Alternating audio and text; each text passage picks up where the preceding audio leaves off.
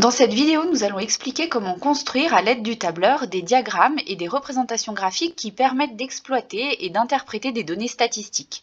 Alors pour cette vidéo, nous avons choisi d'utiliser Excel comme tableur, mais vous pouvez bien sûr utiliser n'importe quel tableur pour effectuer de telles représentations. Alors pour illustrer ces méthodes graphiques, nous allons utiliser l'exemple suivant. Donc on a fait un sondage auprès des salariés d'une entreprise pour connaître le mode de transport qu'ils utilisent pour aller au travail et donc on a obtenu les résultats suivants qui ont été rangés dans le tableau que vous voyez à l'écran.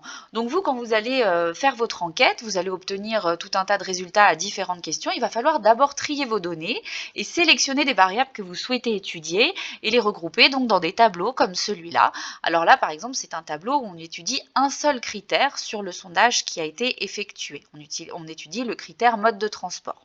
Donc pour représenter graphiquement les données de ce tableau, eh bien ça dépend justement du nombre de critères, du nombre de variables que vous souhaitez représenter. Ici, nous avons une seule variable et donc les graphiques les plus adaptés pour représenter ce type de tableau, ce sont les diagrammes en barre ou les diagrammes circulaires. Alors ici, sur Excel, c'est assez facile de les faire apparaître. Vous allez sélectionner votre plage de données, donc à l'aide de la souris et de la petite croix blanche qui apparaît dans la première case. Vous allez sélectionner l'ensemble de votre tableau.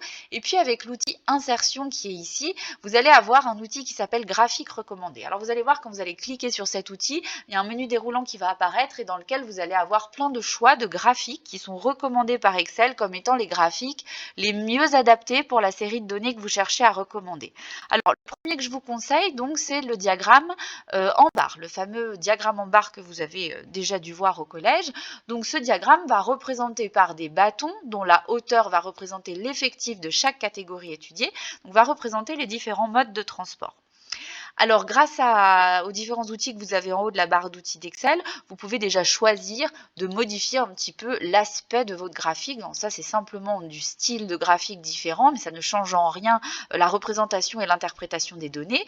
Vous pouvez évidemment aussi modifier la couleur de votre diagramme. Et puis, vous pouvez, grâce aux deux petits outils qui sont sur la gauche, ajouter un élément graphique. Donc, si vous cliquez là-dessus, vous allez voir, ça va vous permettre de changer les titres de vos axes. Par exemple, de mettre un titre sur votre axe des abscisses, de changer le titre du graphique, et donc il y a d'autres fonctionnalités que vous pourrez exploiter et regarder pour un petit peu étoffer la qualité de votre graphique. Sur la droite de cette fonction-là, vous avez la fonction disposition rapide. Alors quand vous parcourez cette fonction, ça vous permet d'avoir différents types de diagrammes en barre. À nouveau, c'est juste une histoire de style et de représentation. Vous voyez par exemple, celui-là permet d'obtenir en dessous du diagramme le petit tableau que vous aviez au départ. Donc ça, c'est pour la partie diagramme en bâton, et donc ça permet une représentation visuelle assez rapide de la répartition des valeurs de votre série. Alors on va faire la même chose maintenant en représentant notre série par un diagramme circulaire. Donc je retourne dans Insertion. À nouveau, dans Graphique recommandé, vous allez voir, on vous propose le diagramme circulaire et donc vous avez le fameux camembert qui apparaît ici. Alors là, il est assez incomplet, c'est-à-dire que les différents modes de transport sont représentés par des couleurs, mais on n'a pas les effectifs qui apparaissent dans le diagramme, on n'a pas la répartition.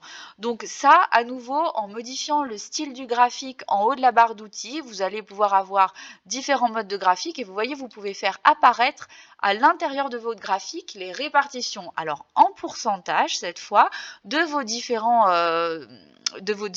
résultats à l'intérieur de vos modes de transport. Et puis, à nouveau, dans ajouter un élément graphique, on peut rajouter un titre, on peut modifier les étiquettes du graphique.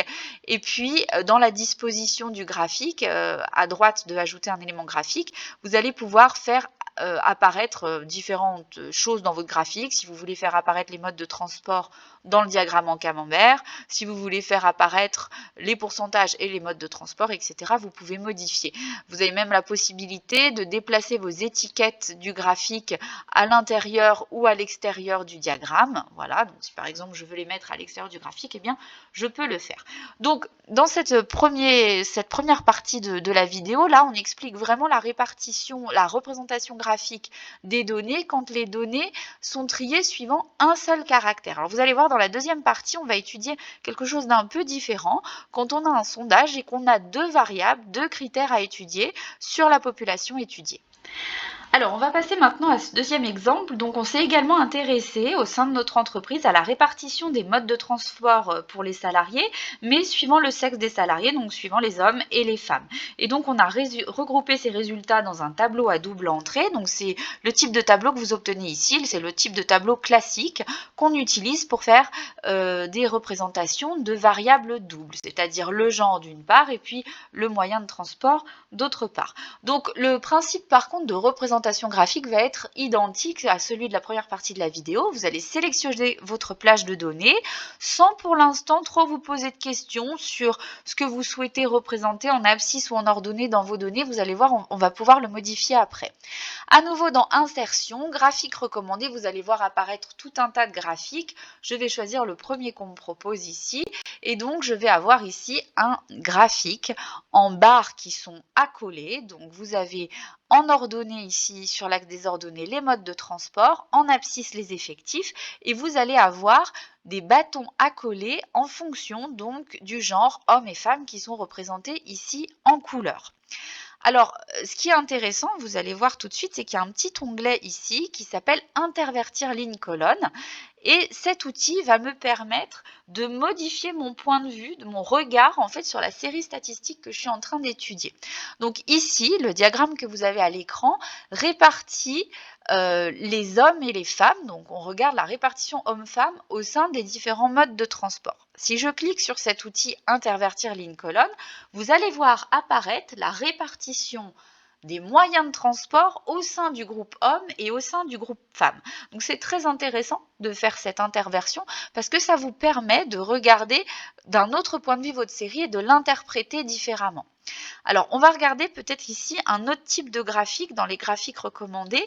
C'est pareil, c'est un graphique en bâton de la même façon, hein, mais on va regarder ici des bâtons qui sont peut-être plutôt à l'horizontale plutôt qu'à la verticale, puisque ça ressemble un petit peu plus au diagramme en barre qu'on a fait dans la première partie.